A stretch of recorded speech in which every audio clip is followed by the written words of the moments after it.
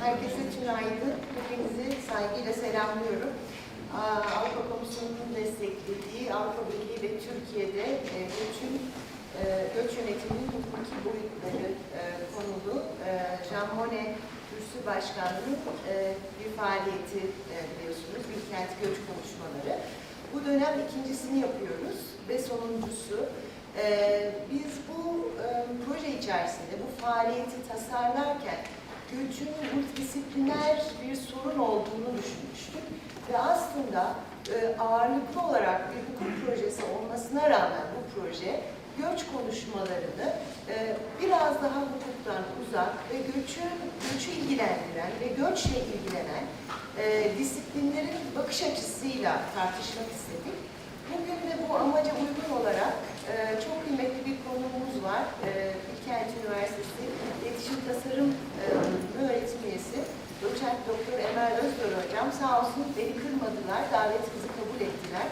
Şimdi kendisinden iletişim gözü ve göç konulu araştırmaları dinleyeceğiz ve iletişim uzmanları acaba göç sorununa nasıl bakıyorlar onu hep birlikte öğreneceğiz. Çok teşekkür ederim kendisine tekrar geldiği için, sizlere de öyle katıldığınız için saygılar sunuyorum.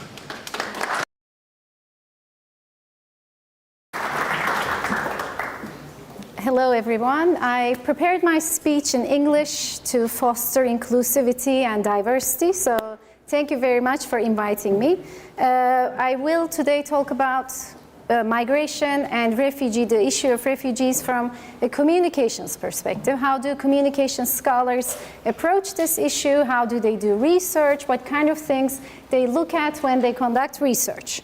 I'm a communication scholar, to briefly introduce myself, and I study social advocacy.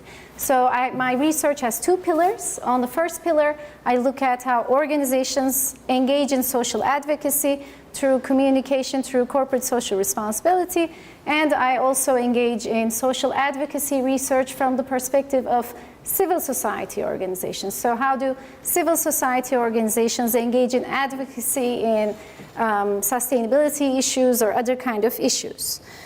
I have a very quick presentation for you today. I will briefly go over my research. I'm not going to go into the details. When Gülüm Hoca invited me for this talk, she said we want to learn about how a communication scholar looks at migration and refugees, and I hope to do that today. I will briefly talk about some of my research agenda and go over my published works in the area of framing, media coverage, media representation of refugees, media discourse, and then civil society work and communication for refugees, and then talk about my ongoing works in C4D. I don't know if you've ever heard of this term before, but C4D stands for Communication for Development. It's a new communication area that tries to foster development through communication and advocacy efforts. So I have some research working on that field. I have a graduate student here whose thesis is going to be on C4D. So this is a very important new and growing field in advocacy work. And then we will talk about X-Fair, formerly known as Twitter. Now we have to call it X, thanks to our Elon Musk, I guess. I have very nice things to say about him, as you can imagine. And sustainability of refugees, so looking at issues of cohesion and how do social media conversations reflect that or do not reflect that. And then I'll talk about a very recent project on healthcare provision to refugees. A lot of my research has been funded by Arthur Page Center for Ethics in Public Communication. This is based in the Penn State University. So I received consecutive research grants to conduct most of this research.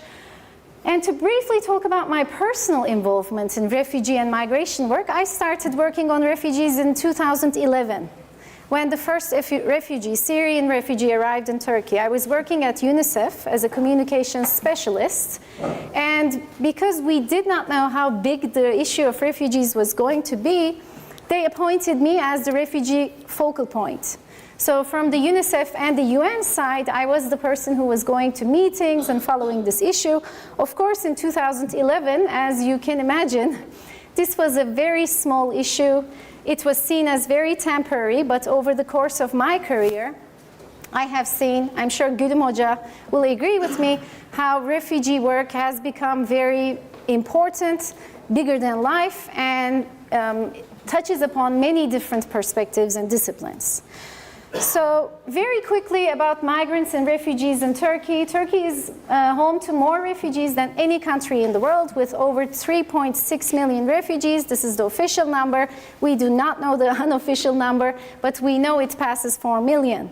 The largest group is Syrians, as you've all followed through media, but we also have Afghans, Iranians, Iraqis, Ukrainians. So we have a mix of different groups. And in my research, I try not to only look at Syrian refugees, but also look at media representation and conversations around all kinds of refugee groups living in Turkey. Most of these groups live in large cities. You know, at first they used to live in camps, but then they transferred to large cities. So if you go to large city centers around Turkey, you will see a big group of refugee community there. And there are some refugees living in refugee camps on the border with Syria. However, this is a very small group, and with the recent developments in Syria, we don't know what's going to happen with the refugee population in Turkey. We know that since the beginning of the Syrian conflict, since 2011, attitudes and public perception about refugees have shifted dramatically. So once they were seen as brothers, sisters, our neighbors, our guests, have turned into people who are no longer wanted. Haddini aşan misafirlik. There are articles who refer to refugees this way. So refugees or guests who overstayed their time. And there is a lot of fatigue among Turkish public, and there really is conflict among the two groups, host community and refugee groups, for resources, for state funding, and all kinds of things like this. Syrians, our research reveals that although the public has this negative fear of losing jobs to refugees, or refugees making a lot of money through working in various jobs in Turkey, research reveals that they usually work in the least preferred jobs, like seasonal agricultural work. They usually work uninsured, without proper housing.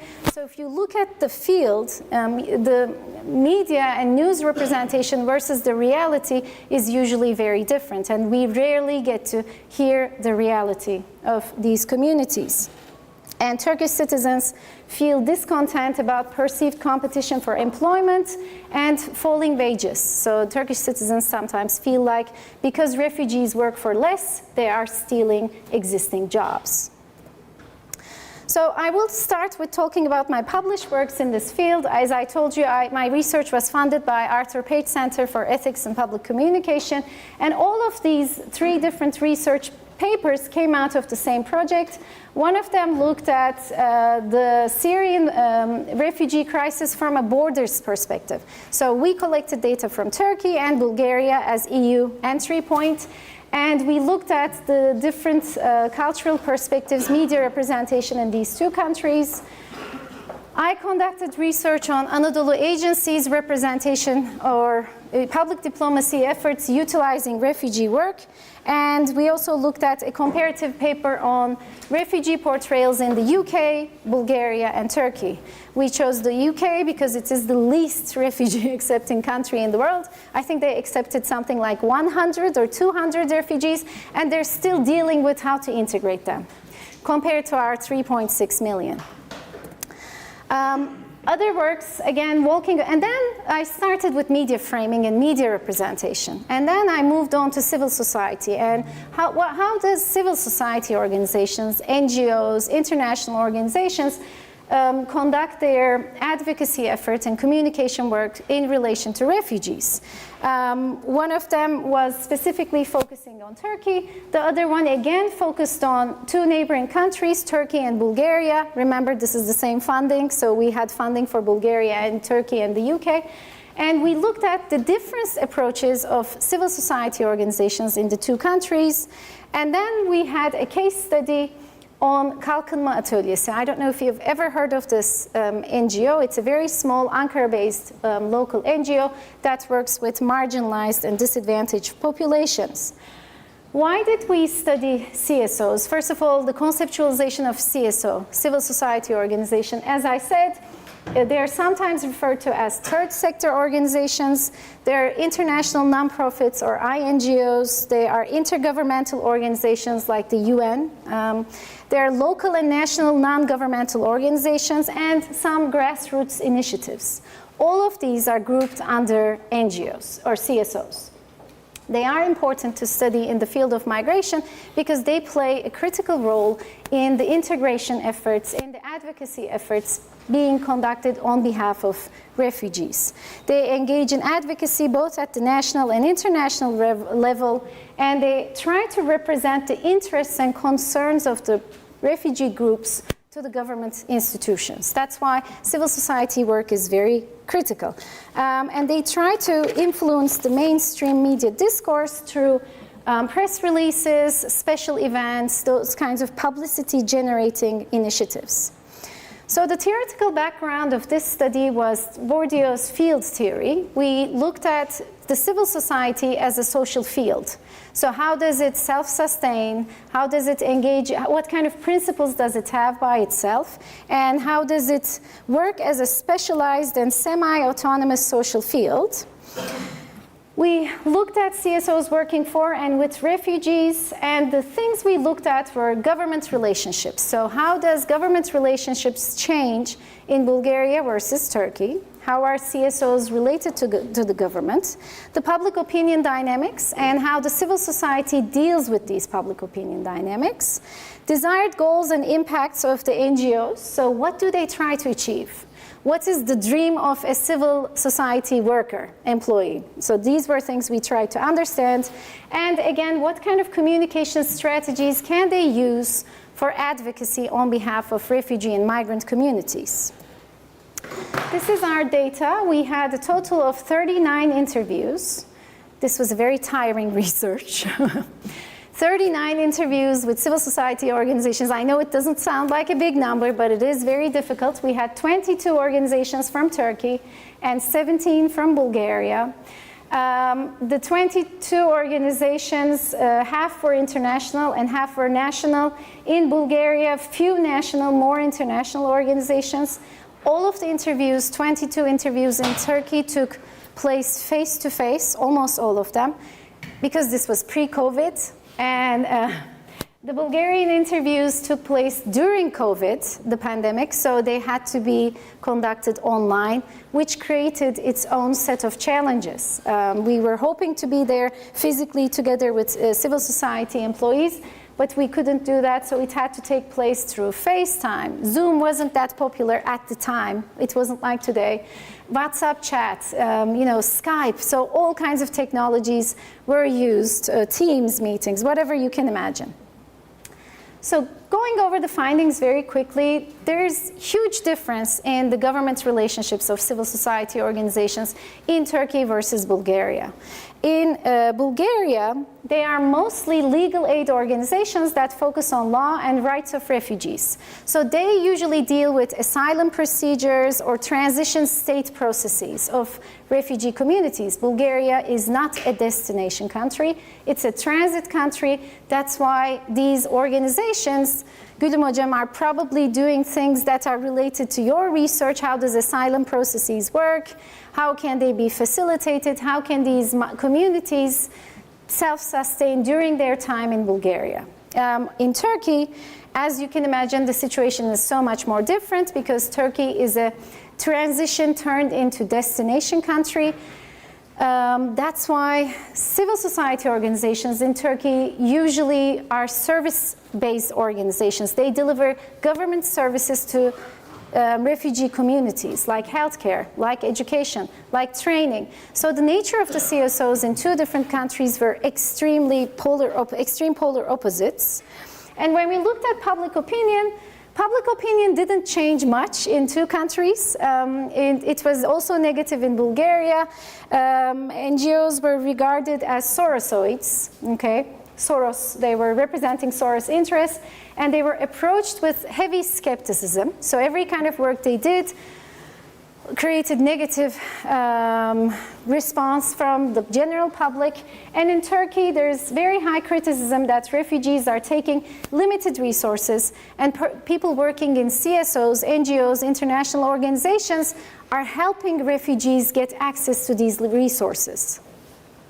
So a lot of civil society workers in Turkey, employees in Turkey, were even personally criticized by their own relatives, their own families, for working for this. Why are you supporting these people? Why are you helping them? If you like them so much, why don't you take one home? This is a comment I have often heard, not when I presented my research abroad, but when I presented my research in Turkey.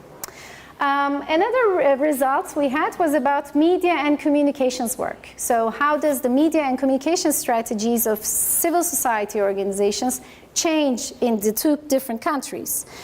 The communications staff, this was something we expected because the civil society in Turkey is much larger due to international funding. It's much more professional, and there is more communication staff in Turkish organizations. They have funding, they are larger. This is an issue of scale. Traditional media use in Turkey is very limited because of government control and censorship.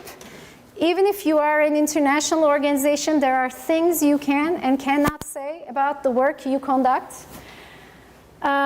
New media use, especially use of Arabic, has turned into a political issue. So CSOs in Turkey, even if they are trying to communicate with refugee, migrant community, Syrian community, it's really frowned upon if they communicate in Arabic, in their own national language.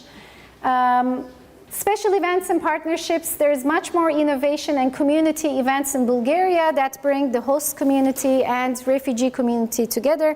In Turkey, we don't see this very much. There's very target publics, very specific targeted publics and audience segmentation differences. So in Bulgaria, they can directly communicate with refugees and migrants. In Turkey, again, it's very difficult to gain access to these groups. One of the challenges is language, the other one is permissions, so this is a challenge. And an innovation, in Turkey, it's more about donor communications and showing outputs. I'm sure you have read news stories like this. This so-and-so organization implemented this many training events.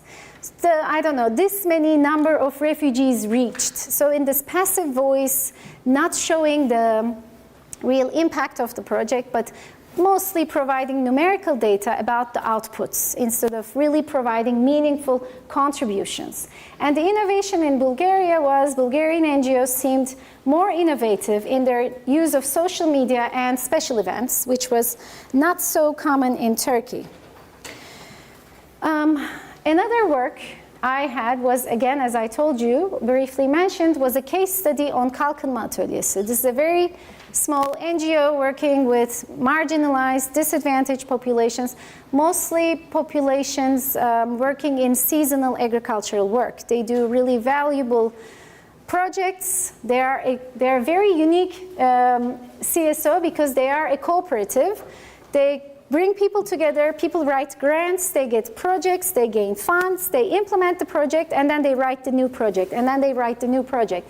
So it's a very interesting CSO format, and we thought that was something we would like to showcase.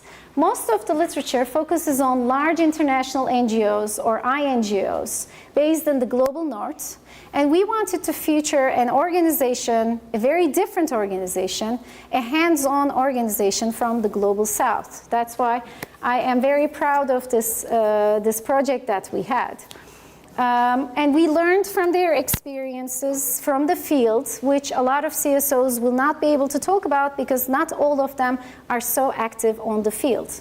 They're usually in their nice office buildings, doing very nice refugee work, organizing 27 training programs. So this was a very refreshing perspective for me as a researcher. So what does the Kalkınma Atölyesi do? What makes them very unique as a refugee CSO? First of all, they produce a lot of materials. They don't copyright their materials, and all of their materials can be accessed online. They have interactive maps, interactive reports. They use a lot of their funds for communication and advocacy materials, which is really unique and interesting. They communicate in the language of the population in need. So they don't work with translators, they work with people from that community. Going to the field, working with a translator has a very different effect than working with members of that community. So this is something they manage. They produce booklets in Arabic and Kurdish for Syrian seasonal agricultural workers. They're called Roms. I don't know if you've ever heard of these, but these are Roma Syrian groups that speak a very narrow language. They're very hard to communicate with, very hard to access. Extremely marginalized and disadvantaged groups. They advocate for setting up of public information phone lines where the refugee community, if they need information, they can gain access to critical information in their own language. This is something a lot of international organizations will refrain from. They produce materials in Turkish and English. I have been to international trainings where refugee women were trained to prepare CVs in English. Nobody in that room spoke English. So outputs versus outcomes. Okay, impact. This is really critical. Smartphones and WhatsApp groups have proven useful for networking and keeping in touch. So they are really on the field communicating with these groups. What are some of the recommendations for civil society work? They believe that it's very important to understand the community you're working for and to have connections. And so this is something a lot of larger organizations miss. Being aware of what their concerns are, what they're afraid of, and what's most important to them is also crucial. Again, a lot of things get lost in translation with large international organizations. Because they're so small and they're on the field, they can't actually do that. Communicate with communities in their native language without using a translator, by using their own community members. This is also crucial. Sharing research results and advocacy materials with other organizations is something they do. Something they always highlighted during our research was being involved in projects from the incubation phase. Usually communication and dissemination of results is seen as an afterthought. If any of you have ever worked on a project, you'll remember that usually there's a separate work package, communication and dissemination of results, and people don't really pay attention to that very much. It usually comes much later. Okay, we'll do a conference, we'll submit this paper, and we'll do a website or Instagram post, and that's it. Moja is laughing. So they suggest that communication needs to be added from the beginning, as part of every work package, so that advocacy work can actually be meaningful and not an afterthought. And of course, they also push for a need for stronger government relations. A lot more connections, a lot more working together. This is a huge challenge, but it can be done. So continuing with my work in progress, my very recent work, this is work I'm currently working on, is I am working on a C4D perspective, so communication for development perspective for refugees. We're working on the sustainability of cohesion. Refugees Syrians mostly, have been here for many years now. Their children were born here. Their children are educated in Turkish. Most of them are not even that fluent in their native language anymore. So what can communication for development do to foster the sustainable cohesion of these communities into the Turkish society? Because although we hope that they'll go back, some people dream that they go back. Remember the latest elections, this was the whole rhetoric of the elections. We will send them back, they will go back. Although we speak of these things, especially after the recent developments in Turkey, nobody can really tell what's going to happen, and a lot of predictions are showing that they are actually going to stay. So how do we try to make them, I don't want to use the word integrate, I don't want to use the word adapt, because these are very politically loaded terms, but how can we foster their cohesion into the Turkish society in a more sustainable way? What can we do for young people? What can we do for women? How can we improve their education, healthcare, so that they feel more comfortable and confident living among us, like us, similar to us? Now, this can be over-enthusiastic, but that's the goal for communication for development. Another research we're working on is with a graduate student who is here, hi Mehmet, and that's on gender issues and refugee communities. So this is a you might say this is a very niche issue, LGBTQ communities, refugee communities, and the challenges they face in Turkey. Again, my research focuses on disadvantaged and marginalized groups. That's why the LGBTQ plus community is, as you can imagine, highly marginalized and at a disadvantage in our country. So how do they navigate being in Turkey? How do they build a community for themselves? How do they communicate their identities, their authentic identities, through personal communication, digital communication, and such? And another research I have is looking at X-Fair conversations. I mentioned sustainability of cohesion. So what does Twitter say? Formerly known as Twitter. What does the X platform say? What are the social conversations around the sustainability of the refugee community in Turkey? I mentioned in the beginning of my presentation the growing negative attitudes towards the long-term stay of Syrians specifically. And we wanted to look at how these polls, these public attitude surveys, are reflected on the X platform. So yes, research shows that people have negative attitudes, but how about Twitter, formerly known as Twitter X? How about X conversations? What do they say about the sustainability issue, the cohesion of refugees in Turkey? So the first research question we had was, what does the X-Fair conversations reveal about the public attitudes regarding policy positions of sustainability? And I will talk about how we operationalize this, but we looked at citizenship, work permits, residency permits, being a neighbor, being married to your sister, your neighbor, these kind of policy issues and social proximity variables. And we looked at public sentiment. So what is the public sentiment in X-Fair conversations about the sustainability of refugees? We looked at over 500 tweets. Some of them were randomly selected based on the different refugee groups, and some of them were selected from the most popular tweets, at least retweeted 100 times. So these are very popular, lots of interaction receiving tweets. And we did a thematic content analysis to look at specifically sustainability issues in relation to our groups were refugees, Syrians, Afghans, and Ukrainians, okay? And the terms we looked at, this is awfully small, I apologize. The terms, the keywords we specifically searched for, we used a crawler for this, were citizenship, residency, being a guest, misafir, misafirlik, employment, work, çalışma, çalışma izni, Türkiye'de çalışma, these kind of keywords, economic contribution, what do people say on X about the economic contribution of refugees to the Turkish market, development, kalkınma, okay, and sustainability, of course, sürdürülebilirlik.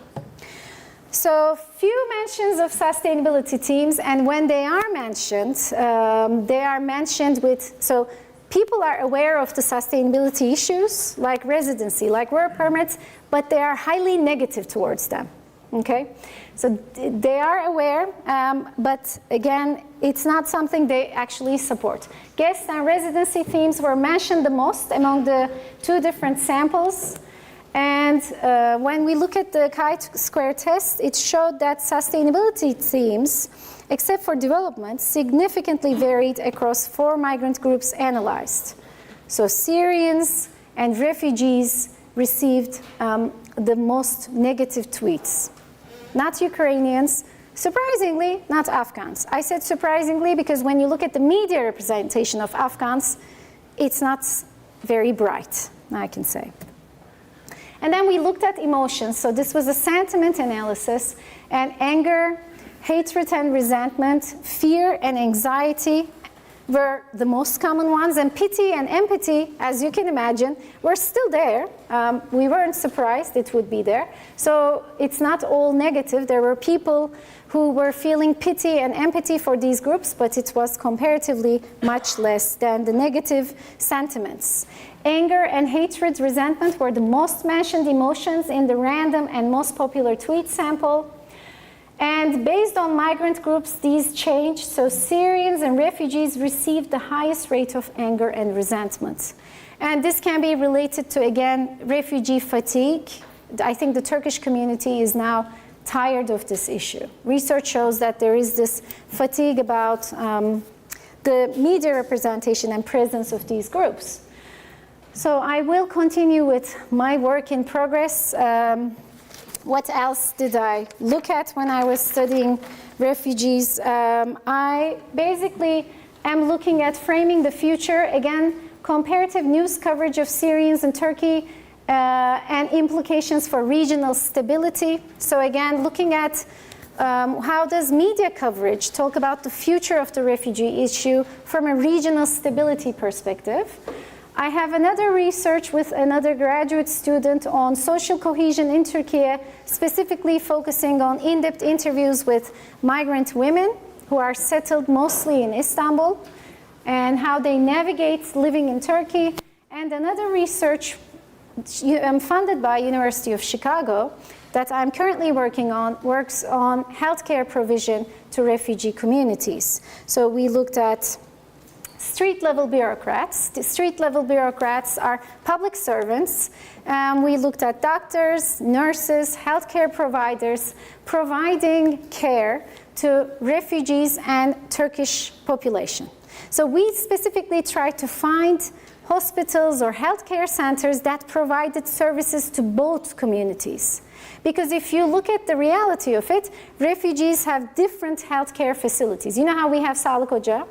So they have their own unique facilities that they can go to. They have Arabic-speaking healthcare providers like doctors, nurses, midwives, healthcare supporters, and they usually receive services there.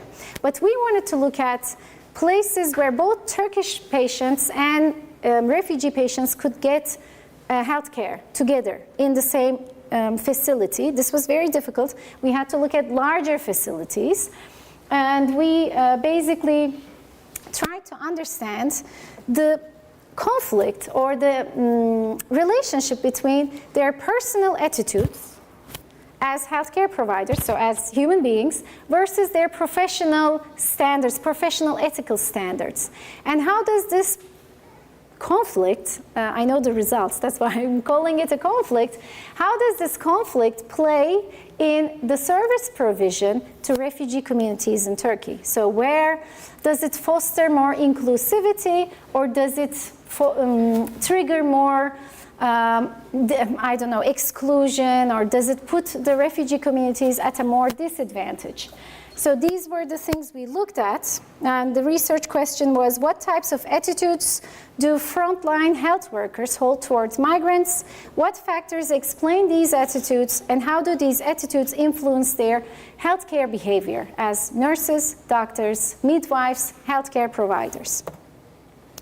We had 60 semi-structured interviews. Again, those of you who conducted interviews know that this was a very tiring, extremely challenging process. We had IRB approvals from both University of Chicago and Bilkent. We also had to get approval from Ministry of Health to conduct these interviews, to go to these hospitals and healthcare facilities. We talked with 38 doctors, 10 nurses, and 12 healthcare staff.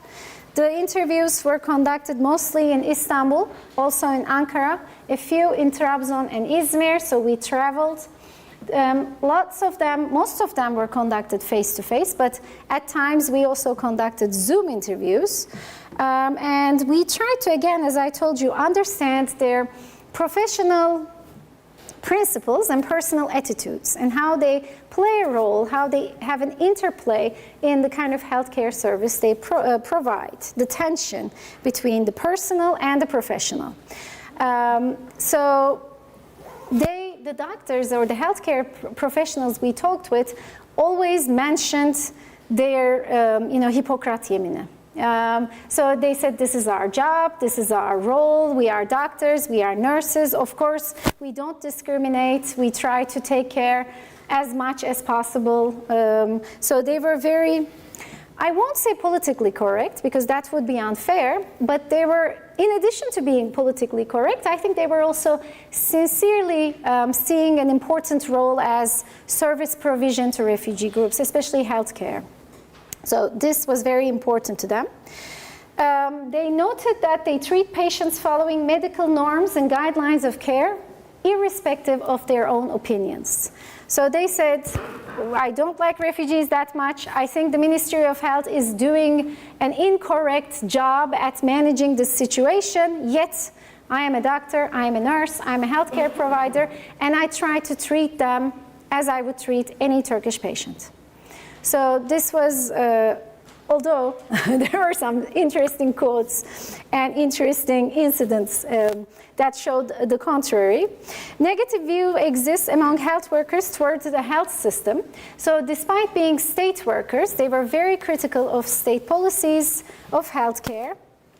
And there was the possibility and risk of implicit bias and differential treatment of refugee groups. For example, when we were talking with doctors, they said, let's say it's the end of the workday, coming to 5:30, and a refugee family comes, and a Turkish family comes. And the doctors a few times agreed that, yes, I would make an exception for the Turkish family, but for the Syrian family, I will say it's finished, closed, come tomorrow.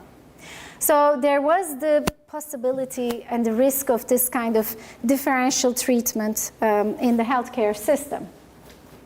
Health workers lamented high demand and limited resources, so they had to see a lot of patients in a very limited amount of time, and they attributed this negative situation to the government decision to provide healthcare to Syrian refugees, often blaming the state and its policy choices. So this is a very critical research. The findings are going to be extremely critical.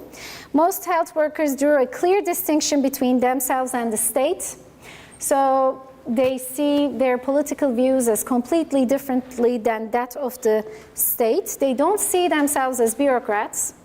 Although they're state workers, they don't see themselves as street-level bureaucrats providing state services. And they have certain coping strategies for positive and negative discretion with refugee work, and they engage in discretionary behaviors within boundaries of professional values and norms. I have a very interesting quote. We were talking to an eye surgeon who was doing these operations for cataracts, and he said, the refugee comes, one of the cataract, I do the operation, the other one, lükse girer. It's luxury. So there is also this kind of differential. I'm not going to quote who this person is, obviously. This is anonymous interviews, but this is in our research findings. So there is, despite their professional ethical rules and guidelines, they are still using discretion based on their personal attitudes and beliefs. That's the end of my presentation. I hope I did not bore you too much with my crazy, interesting communication focus on refugee work, but I hope you enjoyed it.